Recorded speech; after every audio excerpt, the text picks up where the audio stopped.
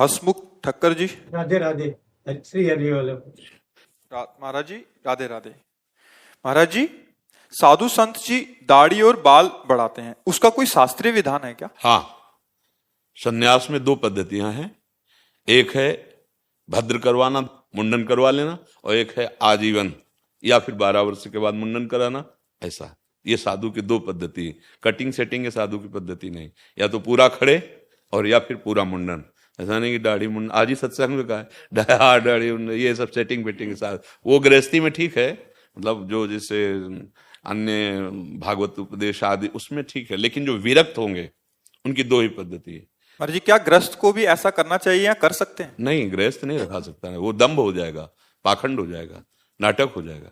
आप अपनी पद्धति से रहिए। अब गृहस्थी में बाबा जी के बंद करने देखो, जब नकली पुलिस का वेश कोई धारण करता है ना, तो असली पुलिस वाले में जब फंस जाता है, थप्पड़ मार के वर्दी उतार के उसे कानून में अंदर भेजते हैं। वही पुरुष है, वर्दी भी वही है, लेकिन कानूनी उसने पढ़ाई डिग्री करके कानूनी प्राप्त नहीं किया अधिकार।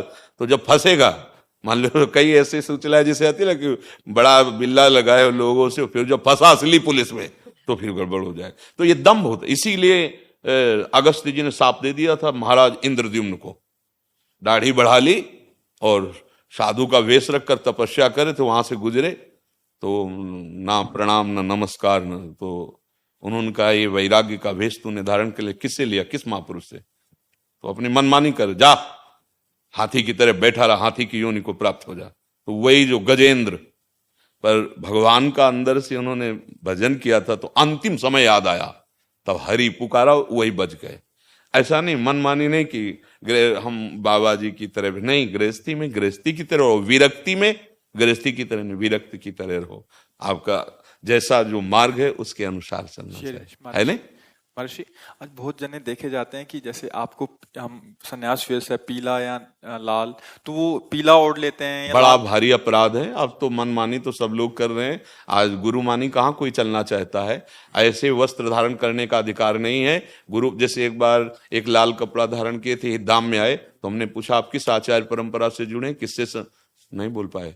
तो हम कहा भाई अपराध कर रहे हो, तो आपको लोग साधु मानेंगे, आप साधु पद्धति स्वीकार नहीं किए हो, आपसे गलत काम होंगे और लिखा जाएगा कि संत जो है ऐसे से ऐसे। वो मतलब आचार्य परंपरा से कोई भी संन्यास दीक्षा नहीं हुई। हम लोगों में जब हम संन्यास में थे तो गुप्त, हमारे जैसे आर्मी के कुछ गुप्त कोर्ट वर्ड होते हैं, ऐसे हम लोगों को कोर्ट वर्ड होते। आपका प्रेम पट क्या है, आपका योग पट क्या है, और नकली बोल ही नहीं पाएगा। असली तो पहले गुरु ने जब विरक्त दिया तो सिखाया है, और तत्काल बोल पड़ा। नहीं बोल पड़ा तो वहां कोतवाल होते थे, कोतवाल संतों में, वो गेट के अंदर नहीं घुसने देंगे, वो कपड़े उतरवा लेंगे। पाखंड नहीं, नाटक नहीं, तो नाटक करेगा, सब संतों को गालियां मिली। अब धीरे धीरे ऐसा समय नहीं आ रहा है, सब स्वतंत्र हैं। गृहस्थी में आप दिन में 3 बार बदलो, कोई परेशानी नहीं, लेकिन वैराग्य में जो गुरु ने वेश दिया है आजीवन वैसे बस जितना है उतने पे। अगर जटा रखाए है तो जटा रखाए, जो श्री जी की सेवा में मुंडन कराए, क्योंकि कहीं बाल श्री जी के भोग में न चला जाए, श्री जी की सेवा। तो 2 पद्धतियां हैं, तो दोनों पद्धतियों से साधक चल रहे। गृहस्थी में है कि बड़ी स्वच्छ पवित्रता से आदर्श की तरह रहो, मनमानी आचरण नहीं। अच्छा, जैसे गृहस्थी में आप सेट कर सकते हो, आपको मौज है, छोटी छोटी दाढ़ी रख सकते हो, मुछ रख सकते हो, बाल रख सकते हो, लेकिन विरक्त की सेटिंग कैंची नहीं। उसके लिए फिर जैसा जग रहा है वैसे जगने दो, वैसे ही, या फिर पूरा मुंडन करवा लो, ऐसा चलता है। और मनमानी वेश बिल्कुल नहीं धारण करना चाहिए। क्यों वेश धारण करो? आपका वेश कोई निंदनीय क्या? अरे इस वेश में आप महात्मा हैं, सच्चे आचरण कीजिए। संत के मार्ग में चलना बड़ा कठिन है। संत का वेश धारण कर लेने मात्र से भगवान की प्राप्ति नहीं होती। संत मार्ग है, उस मार्ग में तो 2 मार्ग हमारे हैं। हमारे पिता मतलब प्रभु परमेश्वर ने 2, एक निवृत्ति एक प्रवृत्ति।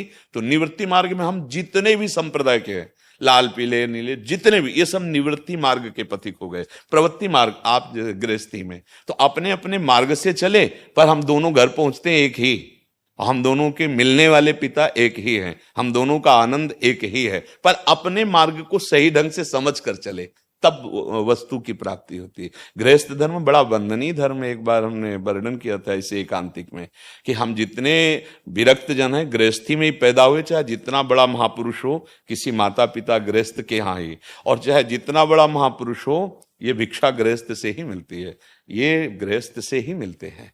तो हम गृहस्थ धर्म, हम विरक्तों का पोषण करते हुए अपने बच्चे की तरह, और स्वयं नाम जप करता है, धर्म से चलता है, हमें लगता है मूल है, सबका मूल गृहस्थ धर्म है, वहीं से सबका प्रादुर्भाव हो रहा है। तो नैष्ठिक ब्रह्मचर्य, गृहस्थ, वानप्रस्थ, सन्यास, तो ये भाव कभी ना आए कि हम गृहस्थी में भगवान को प्राप्त नहीं कर सकते। आपका वेश परम पावन है, आप अपनी मर्यादा से चलिए। अच्छा, व्यसन करना, व्यभिचार करना जो पापाचरण है, वो इसमें भी किए जा सकते हैं, इसमें भी किए जा सकते हैं, और दोनों दंड नहीं होंगे। भगवत प्राप्ति इसमें भी की जा सकती, इसमें भी की जा सकती, और दोनों बंद नहीं है। आप ग्रंथ उठाकर देखो, एक से एक महापुरुष गृहस्थी में हुए हैं। तो बात है आचरणों को सुधार कर सत चिंतन की, सत कर्तव्य कर्म की। अब वो कोई भी करे, अब हम लोगों को प्रारब्ध समझो, भगवान की कृपा समझो कि ये मार्ग मिला है, चलो अनुभव करो, और अपने अनुभव से सबको, जैसे एक दीपक से लाखों दीपक जला दिए जाएं तो पहले वाले दीपक में कोई फर्क नहीं पड़ता। ऐसे करो, सेवा दी, समाज का अन्न खाया, समाज से वस्त्र ले, समाज से पोषित हुए हो, अब समाज का पोषण करो जो तुमने कमाया है, भजन, तपस्या, साधना, ज्ञान, उसके द्वारा समाज की सेवा करो। तो हम दोनों एक ही पिता के हैं, निवृत्ति प्रवृत्ति मार्ग एक ही प्रभु को प्राप्त कराता है, वह अपने मार्ग से चले। गंदे आचरण वाला कोई भी हो, वो किसी धर्म का नहीं माना जाता। गंदे आचरण वाला किसी धर्म का नहीं होता। जो पापाचारी होता है वो किसी धर्म को नहीं, वो कहता जरूर है कि हम अमुक अमुक, नहीं, पापाचारी अधर्मी ही होता है, धर्मात्मा नहीं हो सकता। पाप आचरण करने वाला किसी भी धर्म का नहीं होता। हाँ, धर्म से चलो, भगवान की प्राप्ति सबके लिए समान भगवान है। पुरुष नपुंसक नारीवा जीव चराचर कोय, सर्व भाव भज कपट तज मोहि परम प्रिय सोय। भगवान कह रहे मुझे परम प्रिय है। देखो, दंडकारण्य में बड़े बड़े ब्रह्म ऋषि विराजमान थे, लेकिन जो सबरी माता को प्यार मिला वो ब्रह्म ऋषियों को नहीं मिला। भगवान किसी ब्रह्म ऋषि की कुटिया में नहीं गए। आप विचार, जो थोड़ा दैन्य थे कि भगवान हम पे भी कृपा करेंगे, तो उनसे पूछ लेते थे कि सबरी माता का आश्रम किधर है, मतलब संभाषण करके देख लेते थे। और जिनको था कि मैं फलाहारी, जितेंद्री, ब्रह्म ऋषि, और वो तो हे भाव सबरी के प्रति था ना, भीलिनी थी, भगवान ने देखा भी नहीं, उधर देखा भी नहीं। और माता सबरी को जो प्यार मिला, बड़े बड़े ब्रह्म ऋषियों को नहीं मिला। प्रभु सामने बैठे हैं और सबरी ऐसी भाव में भी, और उसे कुछ पता ही नहीं क्या करूं क्या न करूं। पहले तो सोचती थी प्रभु आएंगे, ऐसा करेंगे, जब प्रभु आए तो इतना भाव विकल हो गई। और शास्त्रों में भी और संतों से भी सुना है कि भगवान ने सबरी के चखे हुए बेर पाए।